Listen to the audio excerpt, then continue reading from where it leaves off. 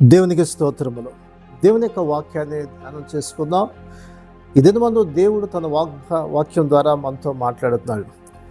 ప్రకటన గ్రంథం 1వ అధ్యాయము 3వ వచనము, సమయము సమీపించుచున్నది గనుక ఈ ప్రవచన వాక్యము చదువువాడును వాటిని విని ఇందులో రాయబడిన సంగతులను గైకొని వాడును ధన్యుడన్నాడు. సమయము సమీపిస్తుంది గనుక ఈ ప్రవచన వాక్యములు చదువువాడు వినువాడు దానిని గైకొన్నవాడు ధన్యుడన్నాడు. సమయం సమీపిస్తుంది, దేవుని రాకడ సమీపిస్తూ ఉంది. మనము సిద్ధపడాలి. దేవుని వాక్యాన్ని చదివేవాడు ప్రతి దినము దేవుని వాక్యాన్ని మనం చదవాలి. నీ వాక్యము నా పాదములకు దీపము, నా త్రోవలకు వెలుగై అన్నాడు. కాబట్టి దేవుని వాక్యాన్ని మనము చదువుతున్నప్పుడు దేవుడు మనతో మాట్లాడతాడు. ఆది యందు వాక్యముండును, వాక్యం దేవుని యొద్ద ఉండును, వాక్యమే దేవుడై ఉన్నాడు. కాబట్టి దేవుడే మనతో మాట్లాడుతున్నాడు. ప్రతిరోజు దేవునితో మనం మాట్లాడాలి. దేవుని వాక్యాన్ని మనం చదువుకోవాలి. దేవుని యొక్క వాక్యాన్ని వినాలి. దాని ప్రకారంగా మన జీవితాన్ని నడుచుకుంటే మనం ఎంతో ధన్యులం. అలాగే యెషయా గ్రంథంలో 40వ అధ్యాయంలో మనం చూస్తే 6వ వచనం నుంచి, ఆలకించుడి, ప్రవచించమని ఒకడు ఆజ్ఞ ఇచ్చుచున్నాడు నేను. అంతేకాదంటున్నాడు, సర్వ శరీరులు గడ్డి అయి ఉన్నారు. సర్వ శరీరులు అందరూ కూడా గడ్డి అయి ఉన్నారు. వారి అందమంతా కూడా మరి అడవి పువ్వు వల్లే ఉందన్నాడు. సర్వ శరీరులందరూ కూడా గడ్డిలాగా ఉన్నారు. గడ్డిని పోల్చున్నాడు. వారి అందమంతా కూడా మరి గడ్డి పువ్వు వల్లే ఉంది. అయితే దేవుని యొక్క వాక్యం సెలవిస్తుందంటే 8వ వచనంలో, గడ్డి ఎండును దాని పువ్వు వాడిపోవును, మన దేవుని వాక్యము నిత్యము నిలుచును.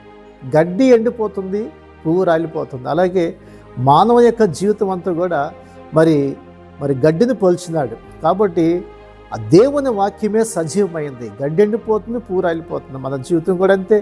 కాబట్టి దేవుని వాక్యం శాశ్వతమైనది. దేవుని వాక్యం నిరంతరం ఉంటుంది. ఆది అంతములైనటువంటి దేవుడు ఆయన తరాలు మారినా, యుగాలు మారినా ఆయన మారని దేవుడు. ఆయన వాక్యం మారదు. ప్రియులరా, ఈరోజు నా దేవుని వాక్యాన్ని ప్రతి దినము మనం ధ్యానించే వారిగా ఉండాలి. దేవుని వాక్యానుసారంగా మనం జీవించాలి.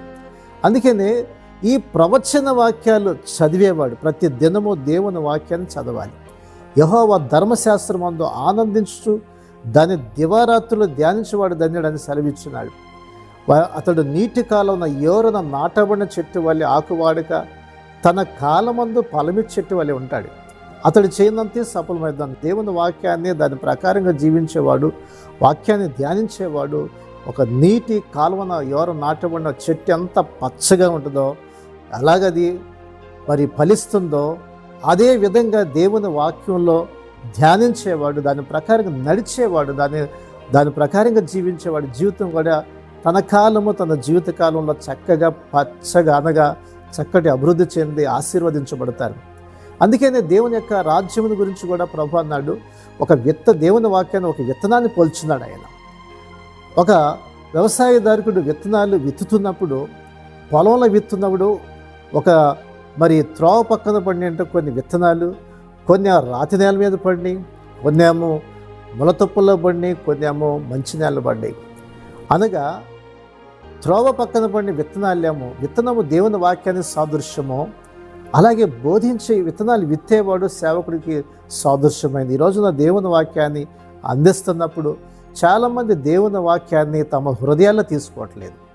అందుకనే వారి దేవుని వాక్యము వారి హృదయంలో లేకుండా వెళ్ళిపోతూ ఉంది. అందుకని వాళ్ళు నిష్ప్రయులుగా ఉంటున్నారు. ఈ రోజున కొంతమంది దేవుని వాక్యాన్ని వింటారు, వాళ్ళు చదువుతారు, వాళ్ళు ధ్యానిస్తారు, వాళ్ళు కానీ కొంచెం శ్రమలు అనగా బండలో అనగా మరి ఆ ఏరు లోతుగా లేకపోవటం వల్ల ఏమవుతుందంటే సూర్యరశ్మి కాలంగానే అది ఎండిపోతుంది.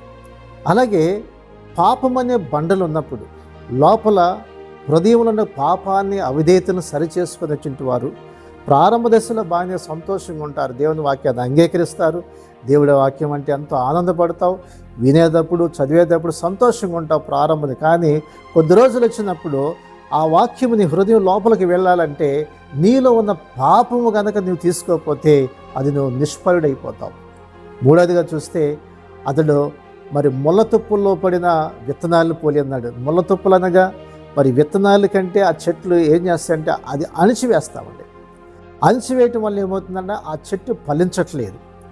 అదేంటి? ఐకికమైన విచారాలు, ధనమోసం అనేటువంటి యొక్క మరి ఆ పాపము మనుషులను ఏం చేస్తుంది? ఎదగనీయకుండా చేస్తుంది. ఈ రోజున అనేక మంది ఐకికమైన విచారాల వల్ల మరి అనేక ధనమోసాల్లో పడిపోయి ఆత్మీయంగా వారు ఫలించలేకపోతూ ఉన్నారు.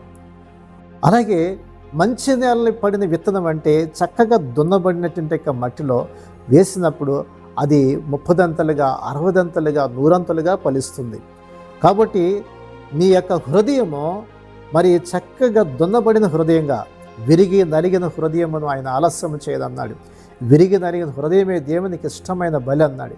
కాబట్టి విరిగి నలిగిన హృదయంతో దేవుని వాక్యాన్ని స్వీకరించినప్పుడు నువ్వు పశ్చాత్తాపడి నీలోన్న పాప నైజ అవిధేయతలను ఒప్పుకొని వాటిని విడిచిపెట్టినప్పుడు నీ హృదయంలో ఆ వాక్యం వెళ్ళి అది నిన్ను ఫలభరితంగా చేస్తుంది, అది నీ ఆశీర్వాదకరంగా చేస్తుంది. దేవుని వాక్యం సజీవమైంది. అది దేవుని వాక్యం నీ హృదయంలో చొచ్చుకొని వెళ్తుంది. అది ఆ వాక్యం నిన్ను ఫలభరితంగా మారుస్తుంది.